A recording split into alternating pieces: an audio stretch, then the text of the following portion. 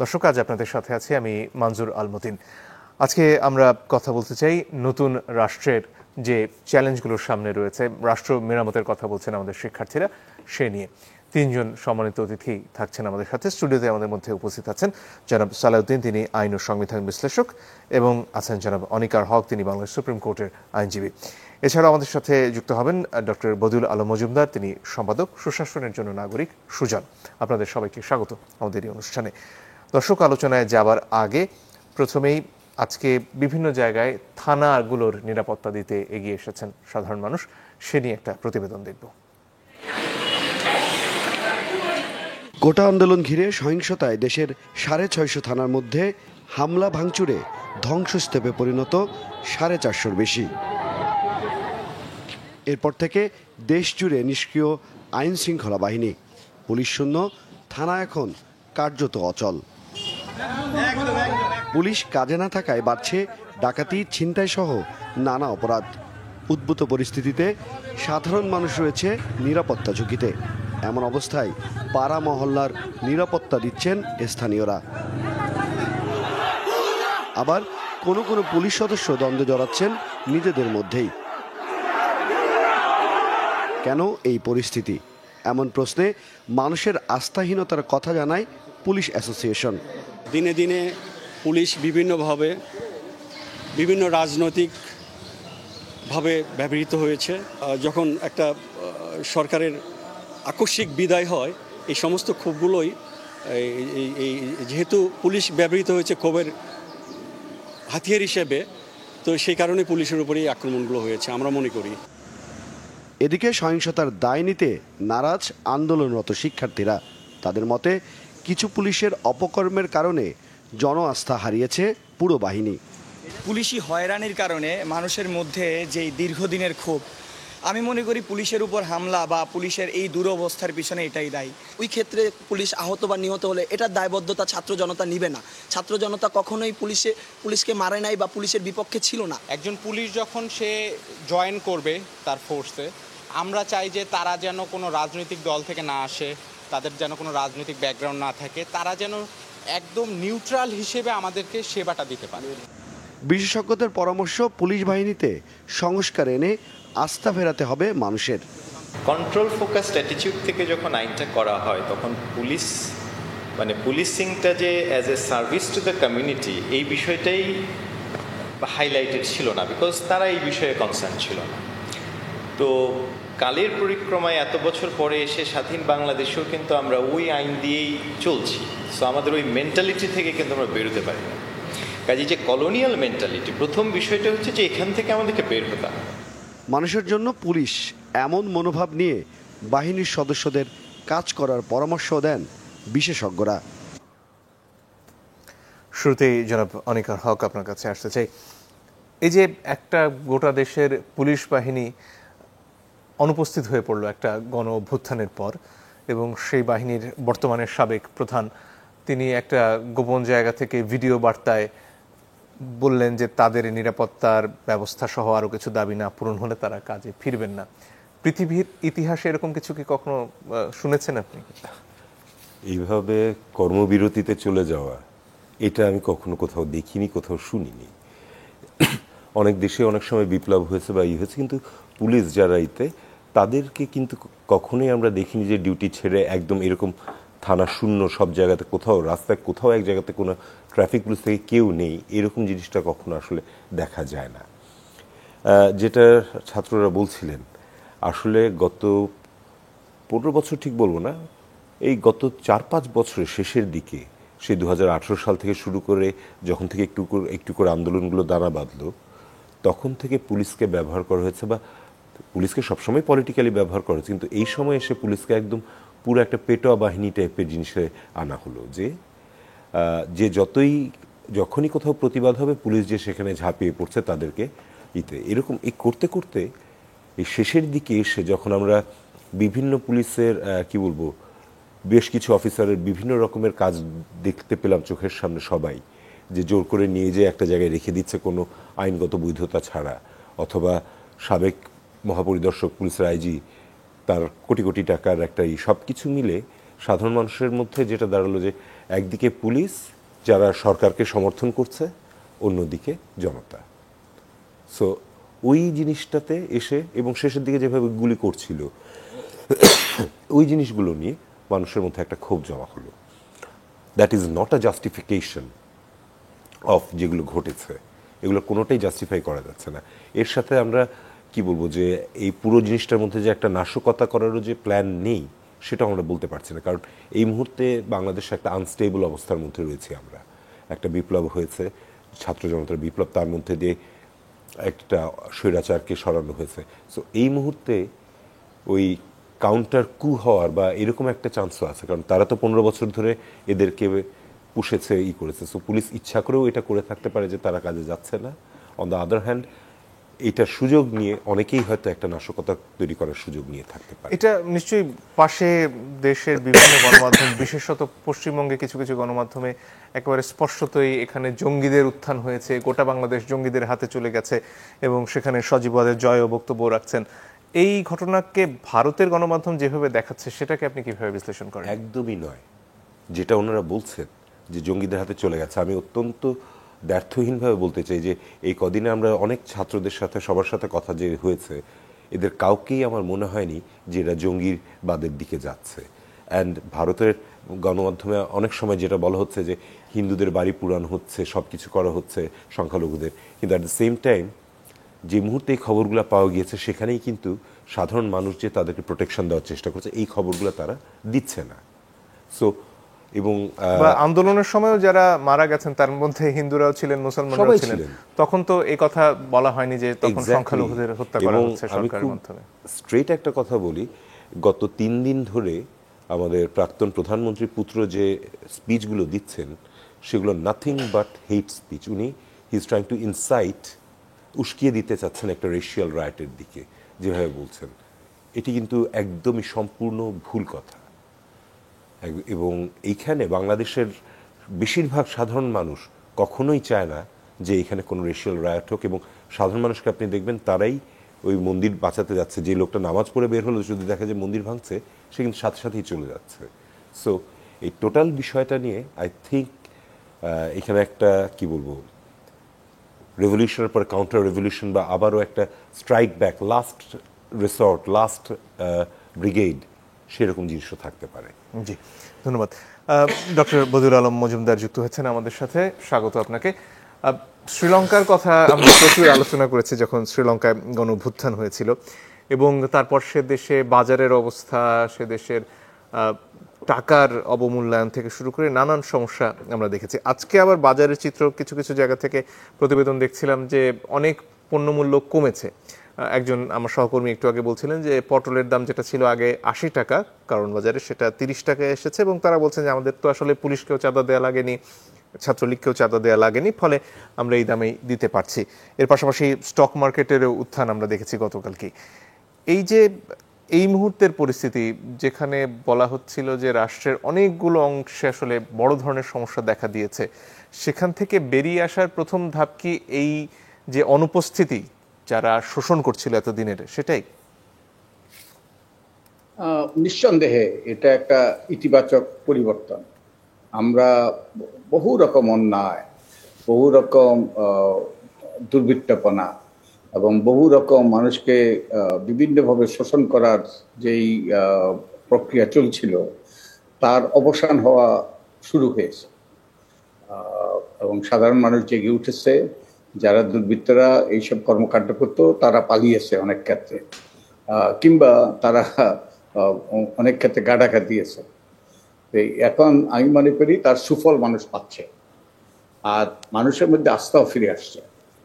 এই যে যেই সকল যে চাঁদাবাজিতে হইতো, ওই যে যখন এই সকল পণ্য আসতো বাইরে থেকে, বিভিন্ন জায়গায় চাঁদাবাজি হইতো।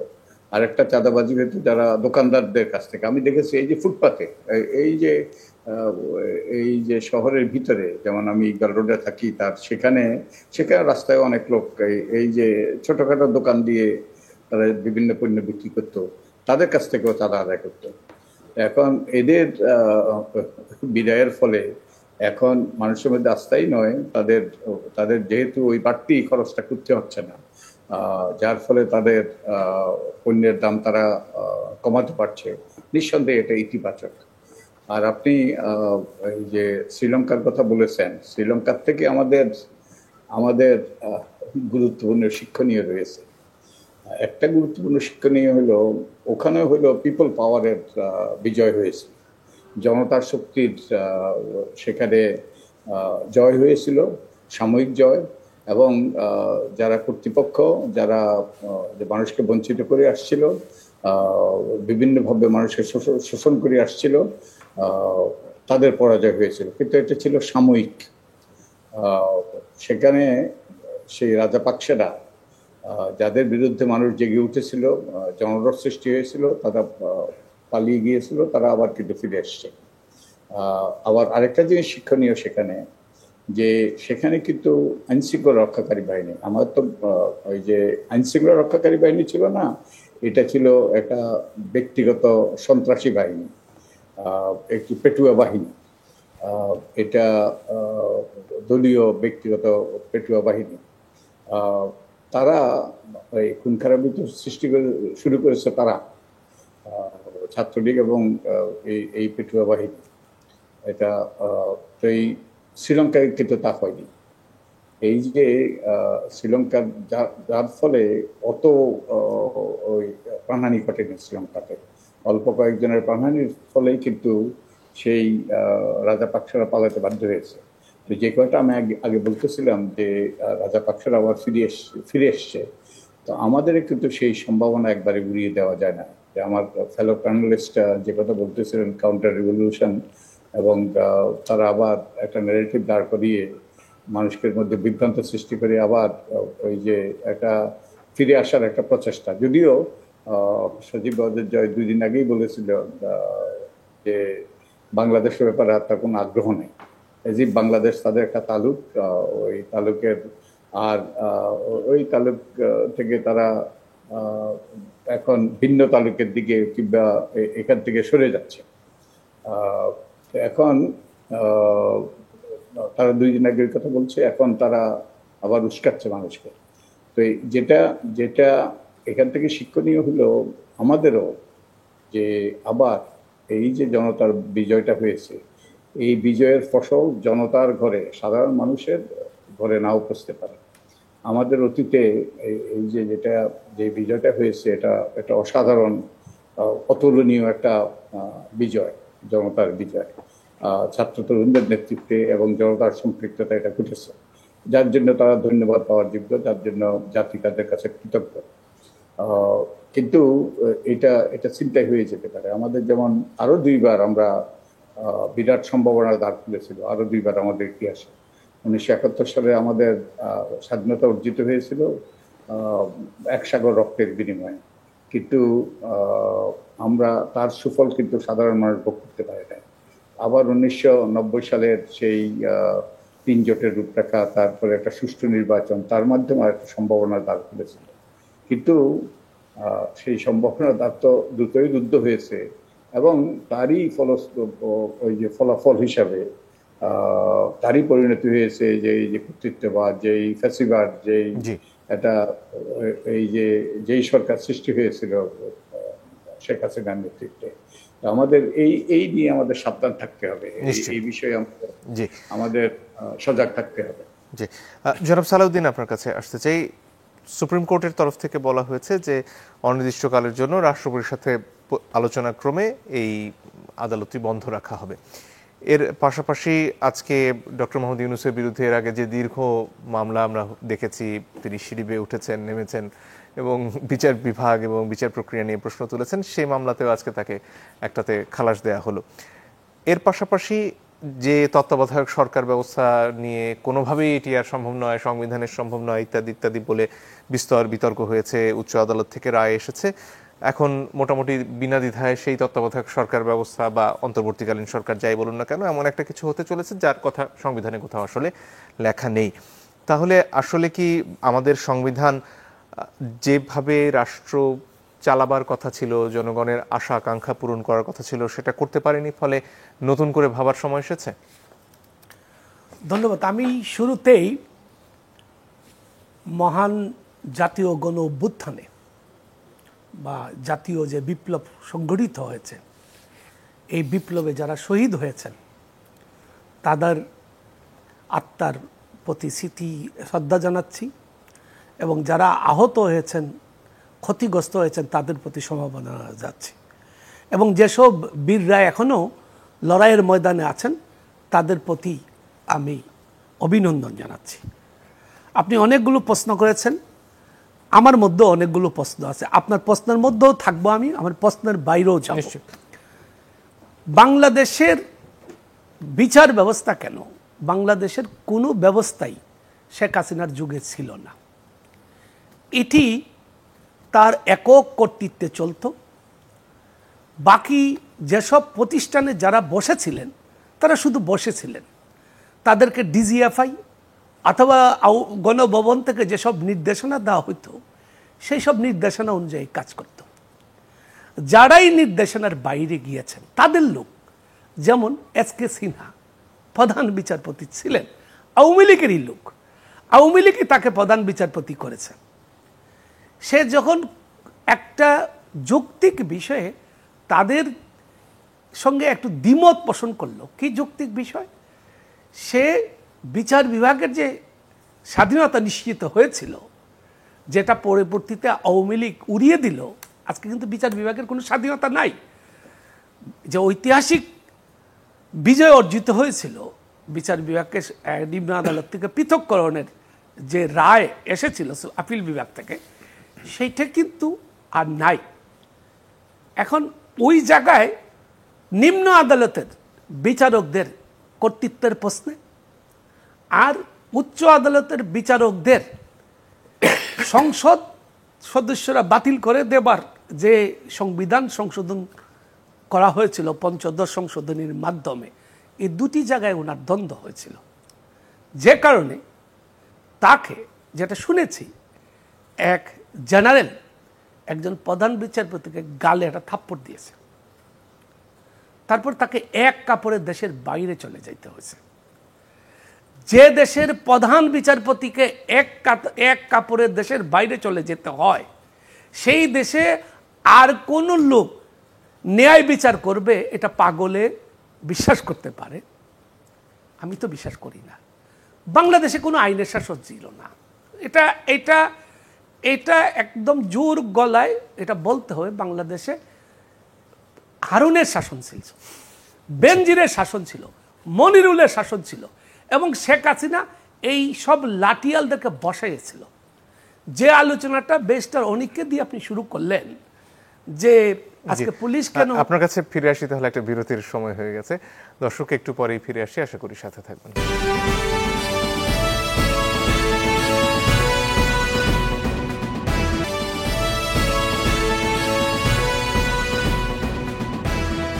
দর্শক, আপনারা দেখছেন ইস্পাহানি মির্জাপুর চা মুক্তবাক। আমরা ছিলাম জনাব সালাউদ্দিন, আপনার কাছে যে প্রসঙ্গে ছিলেন শেষ করতে পারেন। না, আমি যেটা বলতেছিলাম যে পুলিশের বিষয়টা যে অনেক ভাই বললেন, আমি ছোট্ট একটা ঘটনা বলি। আমাকে আমার এক আত্মীয় ফোন দিলেন যে বানিয়াচুং থানায় তার একজন আত্মীয় পুলিশের কনস্টেবল, তারা আটকা পড়ে আছে, চতুর্দিকে লোকজন ঘেরাও করে রাখছে, তারা আগুন দিবে এবং পুলিশদেরকে মেরে ফেলবে, তাদের জন্য উদ্ধারের ব্যবস্থা করা হয়। আমি সেই সময়ই ওই এলাকার একজন নেতা ডাক্তার সাখাওয়াত হোসেন জীবনকে ফোন করলাম।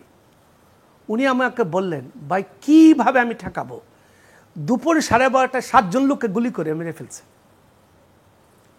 ওই 7 জন লোকের আত্মীয় স্বজন গ্রামের লোকরা, এখানে কিন্তু আন্দোলনকারী না, এখানে কোনো ছাত্র সমাজ না, ওই গ্রামের লোকরা এবং কোনগুলোকে যারা থানার পাশ দিয়ে হেঁটে যাচ্ছিল, এরকম 7 জন লোককে পুলিশ গুলি করে মেরে, 5 জন বা 7 জন। ফলে ওই ক্ষুব্ধ লোকজনরা থানায় হামলা করছে।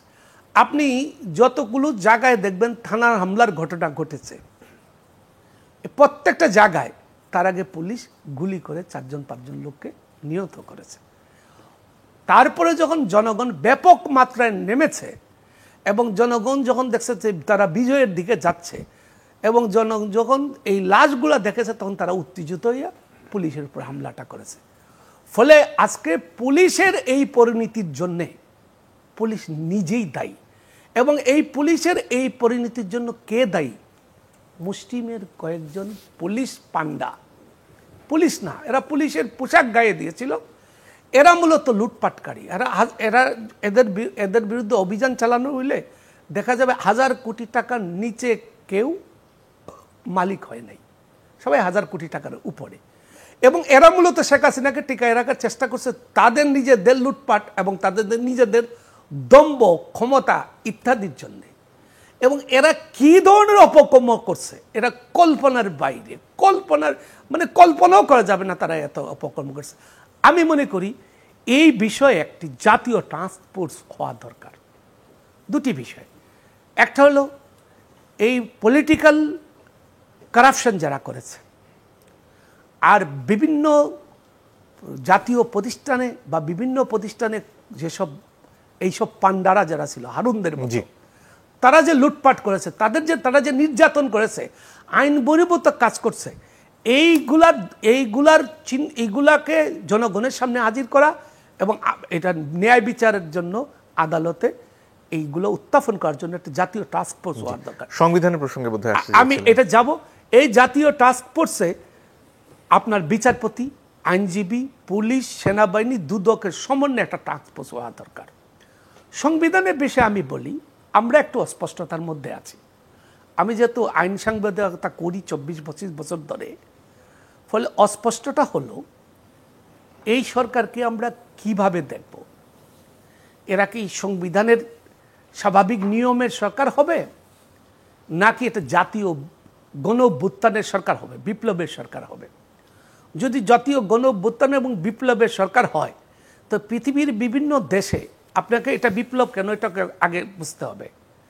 বাংলাদেশে এইটা বিপ্লব এই জন্য, বাংলাদেশের সমস্ত জনসাধারণ, শিশু থেকে শুরু করে বৃদ্ধা, নারী, গায়ের দরিদ্র মানুষ থেকে শহরের নাগরিক, হিন্দু, মুসলমান এবং বিভিন্ন সম্প্রদায়ের লোকজন কাঁধে কাঁধ মিলিয়ে এই গণ অভ্যুত্থানটা সংগঠিত হয়েছে। এটা জনগণের অভ্যুত্থান। আপনি আমাদের সংবিধানটা যদি দেখেন বা বাংলাদেশের নামটা যদি দেখেন, বাংলাদেশ হচ্ছে একটা গণপ্রজাতন্ত্রী বাংলাদেশ, মানে জনগণের দেশ। এবং আমাদের সংবিধানে বলা আছে জনগণের অভিপ্রায় এবং ইচ্ছা অনুযায়ী এই সংবিধানের বিধানগুলো প্রণীত হয়েছে। তাহলে এইটাকে যদি আপনি জাতীয় সরকার হিসাবে ধরে নেন, বিপ্লবী সরকার হিসাবে ধরে নেন, তো পৃথিবীর বিপ্লবের পর, অভ্যুত্থানের পর এই সংবিধান থাকে না। তারা কিভাবে চলবে? তারা চলবে, আপনি যখন মার্শাল ল আসে তারা সামরিক বিধিমালা দিয়ে আসে, যখন জরুরি অবস্থা হয় তখন জরুরি বিধিমালা দিয়ে আসে। আর এটা হবে জাতীয় বিপ্লবী বিধানমালা, বিপ্লবী সরকারের বিধানমালা, অথবা জাতীয় সরকারের, জাতীয় গণ অভ্যুত্থানের জাতীয় সরকারের বিধানমালা। তারা সংবিধানকে, এই সংবিধানের আসলে এইটা কোনো সংবিধানই না, এটা আওয়ামী লীগ তার ইচ্ছা মতো এটা ঢুকিয়েছে, এটাকে একটা টয়লেট পেপার হিসাবে পরিণত করা হয়েছে আমাদের এই মহান পবিত্র সংবিধানকে। ফলে এই সংবিধানটাকে বাতিল করে দিতে হবে, বাতিল করে নতুন একটি সংবিধান করতে হবে। কিভাবে? বাংলাদেশের মহান মুক্তিযুদ্ধের যে আকাঙ্ক্ষা ছিল, স্বাধীনতা, সাম্য, ন্যায় বিচার, এই তিনটি যে আকাঙ্ক্ষা, এই আকাঙ্ক্ষাকে আওয়ামী লীগ পায়ের তলে রেখে তারা অন্য দেশকে বিভক্ত করার যেসব স্লোগান নিয়ে এসে দেশটাকে বিভক্ত করে গেছে। ফলে ওই চেতনার ভিত্তিতে এটা করতে হবে। এটা গেল এক।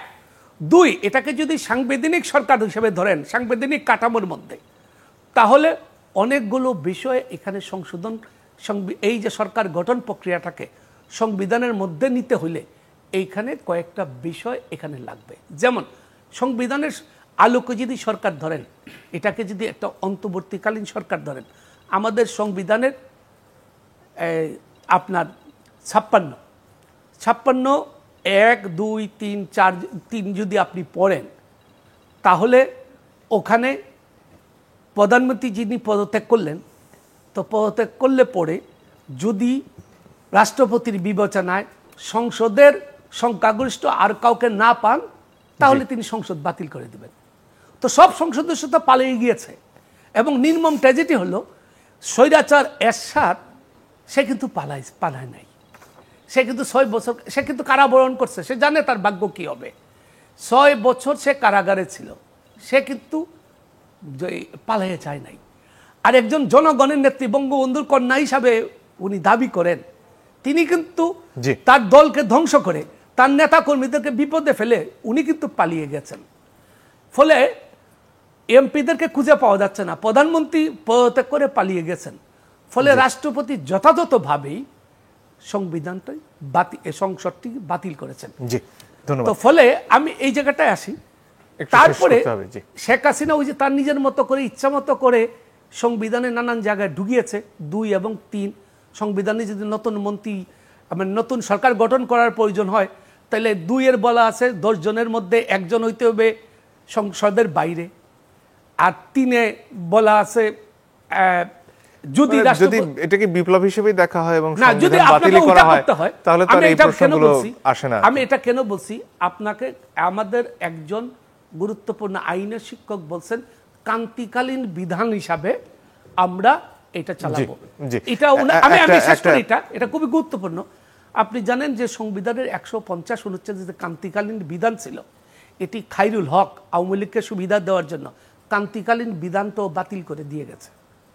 সে বলেছে, আপনার কাছে ফিরবো আবার একটা প্রতিবেদন দেখতে চাই, সেটা হচ্ছে ভারতীয় গণমাধ্যম আসলে বাংলাদেশের এই বিপ্লবকে কিভাবে দেখছে সেটা নিয়ে একটা প্রতিবেদন আছে, দেখে বোধহয় খানিকটা অবাকই হবেন আপনারা। বাংলাদেশকে আফগানিস্তান বানানোর প্রথম ধাপ সম্পন্ন। আবারও বলছি, এটা ছাত্র আন্দোলন নয়, এটা স্বাধীনতা আন্দোলন নয়, এটা বিপ্লব নয়। বাংলার ছাত্র জনতার অভ্যুত্থানকে জঙ্গিবাদ, তালেবানের সাথে তুলনা করে মুখে ফেনা তুলছেন পশ্চিমবঙ্গের স্যাটেলাইট চ্যানেল রিপাবলিক বাংলার সঞ্চালক ময়ূখ রঞ্জন ঘোষ। সাবেক প্রধানমন্ত্রী শেখ হাসিনার ছেলে জয়ের সাথে সুর মিলিয়ে আন্দোলনকারী শিক্ষার্থীদের মৌলবাদের ট্যাগ দেওয়ার চেষ্টা তার। শেখ হাসিনা এক রাতের নোটিশে তাকেও এরকমভাবে বাংলাদেশ থেকে চলে আসতে হলো। এতটা ভয়ঙ্কর মৌলবাদীদের আক্রমণ বাংলা জুড়ে। গেল কদিন ধরেই বাংলাদেশ ইস্যুতে বিভ্রান্তকর তথ্য ছড়ানো হচ্ছে ভারতীয় এই গণমাধ্যমে। একই পথে Zee News, India Today group, TV9 সহ ডজন খানেক সংবাদ মাধ্যম। জনতার তোপের মুখে পদত্যাগের পর শেখ হাসিনা দেশ ছেড়ে যখন আশ্রয় নিয়েছেন ভারতে, ঠিক তখনই কিছু সুযোগ সন্ধানী গোষ্ঠীর হামলার শিকার হন ভিন্ন ধর্মাবলম্বীরা। এমন তথ্যকে রংচং মিশিয়ে অতিরঞ্জিত করে সংবাদ প্রচারিত হচ্ছে পশ্চিমবঙ্গের কিছু গণমাধ্যমে। পাহারা দেওয়ার দরকার হচ্ছে কেন? সীমান্তে হিন্দুদের ঢল নামবে এমন বার্তা দিয়ে উদ্বেগ তৈরি করা হচ্ছে পশ্চিমবঙ্গের মানুষের মাঝেও। সামনে আনছি না, ডিসক্লোজ করছি না। গণমাধ্যমের এমন ভূমিকায় উদ্বেগ প্রকাশ করেছে খোদ পশ্চিমবঙ্গ রাজ্য পুলিশ। সাম্প্রদায়িক উস্কানিমূলক বার্তায় কান না দেওয়ার আহ্বান জানিয়েছে রাজ্যটির প্রশাসন। এসব প্রোপাগান্ডা ছড়ানোর ক্ষেত্রে সামনের সারিতে নাম রিপাবলিক বাংলার, যার মালিক ভারতের অন্যতম বিতর্কিত সাংবাদিক ও কট্টর বিজেপি সমর্থক অর্ণব গোস্বামী। একাংশের মতে সংবাদ নয়, প্রোপাগান্ডা নিয়ে বাণিজ্য করেন অর্ণব। টিআরপি কেলেঙ্কারিতেও নাম উঠেছিল তার। সাম্প্রদায়িক এই বিদ্বেষ ছড়িয়ে দিতে উস্কানির অভিযোগ উঠেছে একাধিক বিজেপি নেতার বিরুদ্ধেও। জনাব অনিকার হক, আপনার কাছে আসতে চাই, যদি আগের প্রসঙ্গ কোনোটাতে কিছু যোগ করার থাকে করতে পারেন। এর পাশাপাশি আপনার কাছে জানতে চাইবো, এই যে পুলিশ বাহিনীকে 24 ঘন্টার মধ্যে ফিরে আসতে বলা হয়েছে, আসলে এই মুহূর্তে কি করণীয় এবং দীর্ঘমেয়াদে যদি পরিকল্পনা করা হয় পুলিশ বাহিনীতে আসলে কি ধরনের সংস্কার হতে পারে? আমি একটু যদি আপনার কাছে ফিরবো না, আপনি যে প্রতিবেদনটা দেখালেন সেটা আপনার কাছে পরে ফিরে এসে এটার উপরে কিন্তু তাৎক্ষণিকভাবে একটা কথা বলা দরকার। আপনার কাছে ফিরে এসে শুনি আবার। জি জনাব হক। আমি সালে ভাই যেটা বলছিলেন সেটার সাথে সুর মিলিয়ে বলি যে অ্যাকচুয়ালি ইনস্টিটিউশন বলতে কিছু ছিল না। তিনটা যে আমরা সবসময় বলি রাষ্ট্রের 3টা স্তম্ভ, আপনারা যদি দেখে থাকেন শেষ যেদিন যাচ্ছিলেন মানে পালিয়ে গেলেন শেখ হাসিনা, তার আগের রাত্রে তিনি বলেন আমি আদেশ দিয়েছি সব ম্যাজিস্ট্রেটকে যে জেলে যারা আছে তাদেরকে ছেড়ে দাও।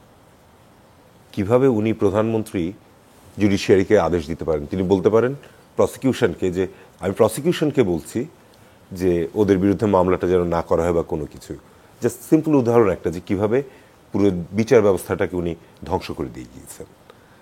এখন পুলিশের ব্যাপারে যেটা যে আগামীকালকে আপনার অনুষ্ঠানে আসার আগে দিয়ে আমার পরিচিত একজন পুলিশ অফিসার আমাকে ফোন করে বলছেন যে আমাদেরকে জয়েন করতে বলেছে, কিন্তু আজকেই একটা ভিডিও বার হয়েছে যে রাস্তার মধ্যে নামিয়ে একদম পিট হচ্ছে একটা পুলিশ অফিসার যে কিনা সিভিল ড্রেসে ছিল, তারপরেও তাকে মারছে। এখন আসতে তো হবেই ওনাদেরকে, আজ হোক কাল হোক, কিন্তু এখন এমন একটা ভাবে আসতে হবে ওনাদেরকে যাতে ওনারা অ্যাকচুয়ালি এখন এই মুহূর্তে বুঝাতে পারেন যে উপরের মহলের যে নির্দেশে তাদেরকে কাজ করতে ছিল তারা আসলে সেটি করেননি। আজকে যদি আপনি আরেকটা ভিডিও দেখে থাকেন যে ডিবি অফিসের সামনেই পুলিশেরা কান্নাকাটি করছে এবং বলছে যে আমাদেরকে দিয়ে সব কাজ করিয়েছিল হারুন সাহেব বা এই মনির সাহেব, বিপ্লব সাহেব, এদের নাম বলছে একদম স্ট্রেইট বলে করছে। সো সাধারণ পুলিশ অফিসারদের উপরে কিন্তু আসলে মনে হয় না যে আমার খুব একটা রাগ এখন আর রয়েছে। ওই গ্রামের দিকে যেটা হয়েছে, গ্রামের দিকে আমরা এটা জানতে পারি যে একটা থানার ওসি হয়তো এমনই একটা ত্রাসের রাজত্ব ক্রাইম করে রেখেছে along with the Chhatra League goons বা যুবলীগ গুনস, যে তাদের সাথে এখানে কিছু করার নেই। তো সেটার ক্ষোভের বই প্রকাশ হয়ে গেছে। আমার মনে হয় যে এখন আস্তে ধীরে পুরো জিনিসটাই ঠান্ডা হয়েছে এবং অনেক জায়গায় আজকে যেমন শাহবাগ থানা, আপনার যদি মনে থাকে প্রথম দিনই অর্থাৎ 35শে জুলাই বা 5ই আগস্ট প্রথম দিনই ওখানে ছাত্ররা মানে সাধারণ মানুষরা ওখানে যে অ্যাটাক করতে যেত, কিন্তু ছাত্ররা ছিল তারা ঘিরে বলেছে যে না আমরা এখানে কোনো ভাঙচুর করতে দেব না। তো এখন আমার মনে হয় ওনাদেরকে মানে পুলিশের যেখানে নিরাপত্তা দেওয়ার কথা ছিল এখন কয়েকদিন বোধহয় আমাদের সবাইকে দিতে হবে পুলিশকে প্রথমে নিরাপত্তা, তখন যখন ঈদ হয়। অ্যান্ড লং টার্মের কথা যদি বলি, পুলিশের রিফর্মের প্রচুর প্রয়োজন রয়েছে, যেটি প্রথমে ইতে দেখছিলাম আমরা প্রতিবেদনে যে কলোনিয়াল মেন্টালিটি যেটা, যে police is like that and all these, তাদের সার্ভিসের যে টোটাল চেঞ্জ সেগুলোকে বোধহয় নিয়ে আসার একটা মানে দিস ইজ দ্য উৎকৃষ্টতম সময়। কারণ যেহেতু এখন আমরা সবাই নেমেছি এই দেশটাকে একদম নতুন করে আবার গড়ে তুলতে, so this is the probably the right time যখন আমরা পুলিশ রিফর্মের দিকে যে প্রপার একটা police force which will actually সাধারণ মানুষের কাজে আসবে সেরকম একটা কাজ করতে পারি।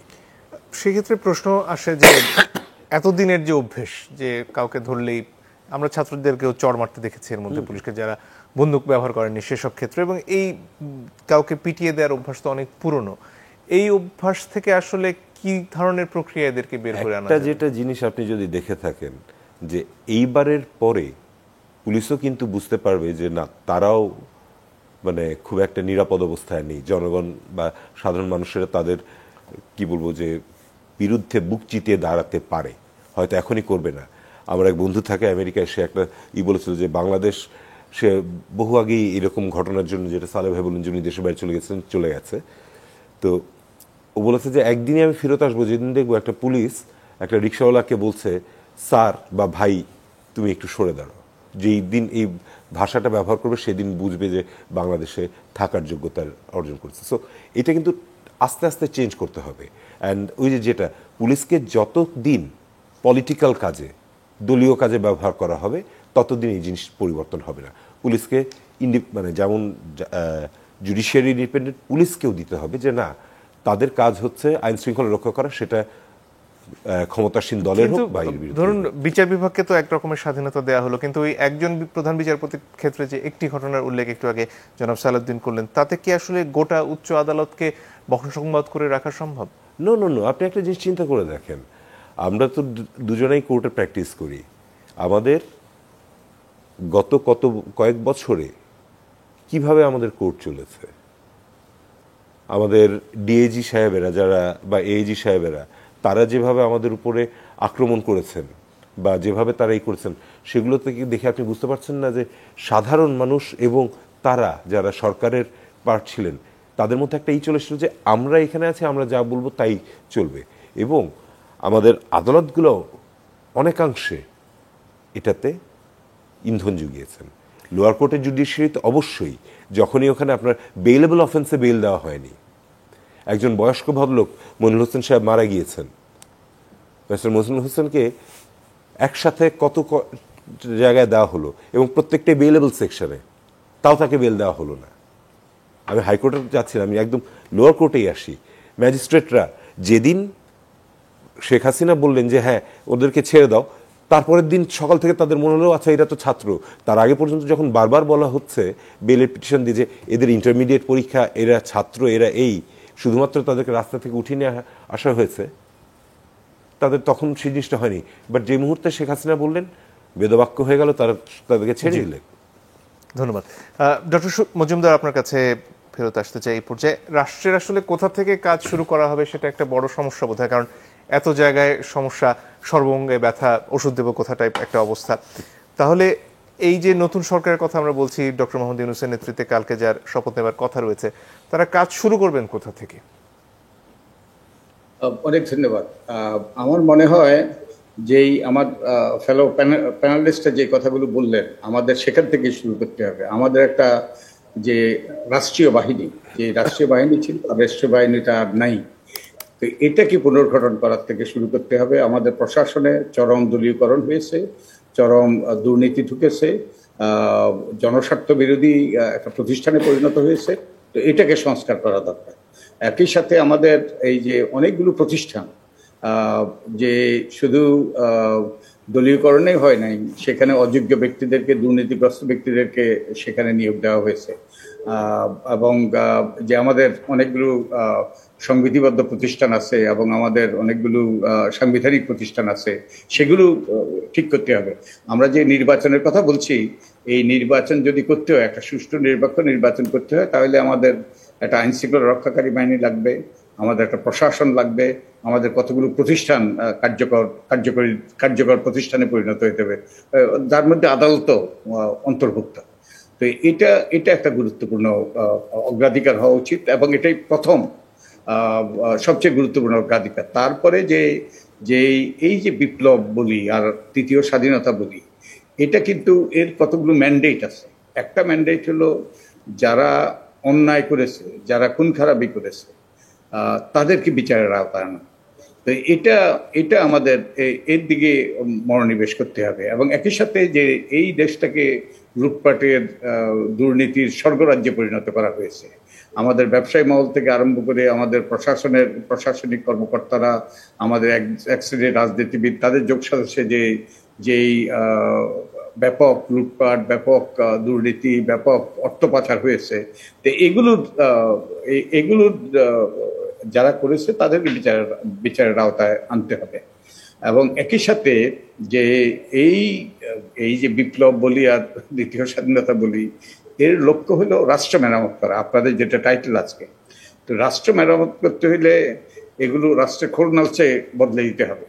আমাদের কতগুলো মৌলিক সংস্কার করতে হবে, আমাদের সংবিধানের সংস্কার আনতে হবে, আমাদের কতগুলো আইন কানুন পরিবর্তন আনতে হবে। যেমন একটা আইন তো জরুরি, যে আদালতে, উচ্চ আদালতে বিচারক নিয়োগের আইন, যেটা করা হয়েছিল গত তত্ত্বাবধায়ক সরকারের আমলে। তো এই অনেকগুলো আইন কানুন আমাদের পরিবর্তন করতে হবে। আর এই ক্ষেত্রে আমাদের কতগুলো মৌলিক সুদূর প্রসারী সংস্কার করার জন্য আমাদের সংবিধানে এই যে গুরুত্বপূর্ণ পরিবর্তন আনতে হবে। ডক্টর মজুমদার, আপনি তো ভালো করে জানেন যে সংবিধানের সর্বশেষ যে সংশোধনী, সেখানে বলা হলো যে কিছু কিছু বিষয় সংবিধানের বেশ বড় একটা অংশ আর পরিবর্তন করা যাবে না। তো সেক্ষেত্রে কি এই সংবিধানটা পরিবর্তন করাটা বুদ্ধির কাজ হবে, নাকি আসলে পুরোটা বাতিল করে নতুন করে কিছু করা? আমার মনে হয় এই যে ওটাও তো অসাংবিধানিক। এক সংসদ আরেক সংসদের হাত পা বেঁধে দিতে পারে না। এক সংসদ আরেক সংসদের ভবিষ্যৎ কার্যক্রম ওই যে নিয়ন্ত্রণ করতে পারে না। তো ওটাই তো অসাংবিধানিক। তো আমরা দুইভাবে করতে পারি। অবশ্য এখন একভাবে তো করার একটা অপশন হলো যে সংবিধান সংশোধন করা, পঞ্চদশ সংশোধনী বাতিল করা ইত্যাদি, এবং আরো অনেকগুলো ক্ষেত্রে গুরুত্বপূর্ণ পরিবর্তন আনা, যেমন রাষ্ট্রপতি প্রধানমন্ত্রীর ক্ষমতার ভারসাম্য করা, তারপরে ৭০ অনুচ্ছেদের সম্পর্কে পরিবর্তন আনা, সংখ্যানুপাতিক নির্বাচন ব্যবস্থার কথা তো আসছিল, সংখ্যানুপাতিক নির্বাচন ব্যবস্থা প্রচলন করা। তো এগুলো করতে হলে আমাদের একটা সংসদ লাগবে, কিন্তু সংসদ তো নেই। তো এখন যেটা হতে পারে যে আমরা এই সংবিধানের পুরো সংবিধানটাকে পরিবর্তনের জন্য, আর আমরা যদি বিপ্লব বলি তাহলে তার সংবিধান নাই, তাহলে হয়তো একটা যে নির্বাচনটা হবে সেটা কনস্টিটিউয়েন্ট অ্যাসেম্বলি নির্বাচন হতে পারে, এবং যার মাধ্যমে একটা নতুন করে আমরা সংবিধান রচনা করব। তো যেই কথাটা গুরুত্বপূর্ণ, যে এই জনতার আকাঙ্ক্ষা, এই ছাত্র তরুণদের আকাঙ্ক্ষা, সেটা হলো নেভার এভার এগেইন। এই যা ঘটেছে অতীতে যেন আর তার পুনরাবৃত্তি না ঘটে। দুর্নীতি দুর্বৃত্তায়নে শুধু নয়, এই যে অন্যায়, খুন খারাপি, তারপরে গুম, আয়নাঘর ইত্যাদি যেন আর কোনোদিন বাংলাদেশের মানুষকে যেন এই ধরনের এই যে অপশাসনের ভুক্তভোগী না হতে হয়। তো তার জন্য যে সংস্কারগুলো এবং এগুলো হয়তো সংস্কার এই সরকারের পক্ষে করা সম্ভবপর হবে না। তো আমার যেটা আকাঙ্ক্ষা হবে যে এই সরকার যে একটা পলিটিক্যাল সেটেলমেন্ট, একটা রাজনৈতিক ঐক্যমত্য সৃষ্টি করার রাজনৈতিক বন্দোবস্ত রাজনৈতিক বন্দোবস্ত সৃষ্টি করার চেষ্টা করবে এবং কতগুলো বিষয়ে ঐক্যমত্য সৃষ্টি হবে এবং সবগুলো দল একমত হয়ে স্বাক্ষরিত হবে এবং যারাই একটা সুষ্ঠু নির্বাচনের মাধ্যমে ক্ষমতা আসবে তারা এগুলো বাস্তবায়ন করবে। তো কিন্তু এইগুলো বাস্তবায়ন হয়তো আইডিয়াগুলো উপস্থাপন করতে পারে, একটা ঐক্যমত্য সৃষ্টি করতে পারে, কিন্তু এই সরকারের পক্ষে এগুলো বাস্তবায়ন করা সম্ভবপর নয়। তো সেই রকম একটা যে তারা ক্ষমতা ছেড়ে দেওয়ার আগে ওই রকম একটা রাজনৈতিক বন্দোবস্তের সংবিধান সভার কথা বলছেন। জি ধন্যবাদ জনাব সালাউদ্দিন। 2 মিনিট সময়। না এই তো সময় তো শেষ হয়ে গেল, কোন দিক থেকে বলবো, অনেকগুলা দিক। 2 মিনিটের মধ্যে আমি আগে সংবিধানের কথা একটা কথা বলে দিয়ে শেষ করি। যেটা আগে শুরু করেছিলাম, যদি সংবিধান বাতিল বলে ঘোষণা করা হয় তাহলে আর কোনো সংকট নাই। আর যদি সংবিধান বহাল রেখে কার্যক্রম চালাতে হয় তাহলে রাষ্ট্রপতিকে একটা রেফারেন্স পাঠাতে হবে, ডিটেলস আর বললাম না, সুপ্রিম কোর্টে পাঠাতে হবে, পাঠিয়ে এটা অনুমোদন করে নিতে হবে। পুলিশের বিষয় যেটা বললেন সেটা আবার ঘুরিয়ে একই কথা আসে। বাংলাদেশের বিচার ব্যবস্থা পুলিশের নির্দেশে চলেছে, সর্বোচ্চ আদালত থেকে শুরু করে নিম্ন আদালত পর্যন্ত। পুলিশ মানে কি, পান্ডাদের নির্দেশে চলেছে। যেমন ধরেন আমি একটা উদাহরণ দিই, 2003 সালে আপনার এই 54 ধারা এবং 100 সম্ভবত ফৌজদারি কার্যবিধির 166 রিমান্ড যেটা বাতিল, 66 তো 166 যেটা বাতিল করলেন, সেই বাতিলের রায় আজ পর্যন্ত পুলিশ মানে নাই, সুপ্রিম কোর্টের নির্দেশনার একটাও মানে নাই। এই বিষয়ে আমি অনেক লেখা লিখেছি এবং প্রধান বিচারপতি একটি জায়গায় একটা লেখা লিখেছেন, ওখানেও আমি লিখেছি সুপ্রিম কোর্ট অন্ধের মতো, এবং নানান জায়গা থেকে এই দাবি কিন্তু উত্থাপিত হয়েছিল। সুপ্রিম কোর্ট পুলিশের অপকর্মকে এই বাংলাদেশের বিচার বিভাগ, যারা কিন্তু এই বিচার বিভাগ কিন্তু সংবিধানের রক্ষক, শুধু সংবিধানের রক্ষক না, এরা আইন এবং ন্যায় বিচার প্রতিষ্ঠা করবে, কিন্তু তারা করে নাই। তারা পুলিশের শাসন প্রতিষ্ঠার জন্য সহায়তা করেছে। এখন আমি দুটি কথা বলে শেষ করি। এক, পুলিশের গুলি করার অধিকার চিরতরে বন্ধ করতে হবে নিশ্চয়ই। আর যেন কোনো মুগ্ধরা আমাদের এই অকালে ঝরে না যায়। গ্রেপ্তার, রিমান্ড বাতিল, 54 দ্বারা নাগরিককে পুলিশ তার ইচ্ছা মতো কোনো একটা নাগরিককে গ্রেপ্তার করে নিয়ে যাবে, রিমান্ড করে, এগুলা বন্ধ না করলে এই যে আপনারা স্বাধীনতার কথা বললেন, দেশ স্বাধীন আছে। জি জি জি, একটা প্রশ্ন আছে। জি, এই যে সকল বিচারক নিয়োগ দেওয়া হলো আমাদের উচ্চ আদালতে, এবং এগুলো দলীয় বিবেচনায় এবং অনেক ক্ষেত্রে এই যে এরা অযোগ্য, এখন এদের ব্যাপারে কি করা হবে? আমরা কি ডিউ ডিলিজেন্সের অভাবে, আমি আহ্বান জানাবো এরা পদত্যাগ করবেন, শেষ করে শুনে নিন, ওরা পদত্যাগ করবেন, করা হবে। এটা একটা বিরাট সমস্যা। জি জনাব অনিকর হক, যে রাষ্ট্রপতি তাদেরকে পদত্যাগ করার আহ্বান জানাবেন। একটা কনস্টিটিউশনাল ক্রাইসিস, না ক্রাইসিস, কোনো ক্রাইসিস হবে না। ফুরিয়ে গেছে জনাব সালাউদ্দিন, একটু জনাব হকের কাছ থেকে শুনুন। আমি বলি কোনো ক্রাইসিস হবে না, ওরা পদত্যাগ করবেন, নতুন বিচারপতি। আপনার সময় ফুরিয়ে গেছে। জি খুব সহজে একটা জিনিস বলি, রিমান্ডেড যেটা বললেন এটার উদাহরণটা দিই, যে আমরা অ্যাপিলেও জিতলাম, এরপরে রিভিউ করে আটকিয়ে রাখলো, অ্যান্ড রিভিউতে এসে হাসান ফয়েজ সিদ্দিকী সাহেব প্রধান বিচারপতি, উনি বললেন আমরা 2টা গ্রাউন্ডে রিভিউটা গ্র্যান্ট করছি কিন্তু কোনো স্টে দিচ্ছি না, মানে উনি দুদিকে কিন্তু ঠিক রাখলেন। তো সেটা একটা গেল। তো বিচারপতিদের ব্যাপারে কি হবে সেটা আমাদের এখন সামনে 2-1 দিনের মধ্যে হয়তো আমরা দেখতে পাবো যে কি হচ্ছে, কারণ আমাদের সুপ্রিম কোর্ট বার থেকে আমাদের সভাপতি সাহেব বলেছেন যে সবাই গণপদত্যাগ করুক। সেটা হলে একটা বিশাল কনস্টিটিউশনাল ক্রাইসিস শুরু হবে, কারণ যদি চিফ জাস্টিস বা সবাই চলে যায় এরপরে কেস, তখন তাদেরকে শপথ দিবেন, সবকিছু দিবেন। আমি আপনাকে বলে দিচ্ছি কিভাবে সংকটের সমাধান, একটু কথা বলতে দিন আমাদের। জি ঠিক আছে। সো এই সব কিছু আমাদেরকে মাথায় রেখেই অ্যাকচুয়ালি আগাতে হবে। এবং আরেকটা যেটা জিনিস, যে পরিমাণ দলীয়করণ হয়ে গিয়েছে আমাদের বারের মধ্যেও, সেখান থেকে বিচারপতিও নিয়োগ করাও কিন্তু খুব কঠিন হয়ে যাবে। না কঠিন না, আমি বলবো জনাব মজুমদার, আমি একটু ভাই আপনাকে আর সময় দিতে পারছি না, ক্ষমা করবেন। দিতে হবে না দিতে পারছি না, ক্ষমা করবেন। না সময় আমাকে দিতে হবে, এই কথা না বললে হবে না।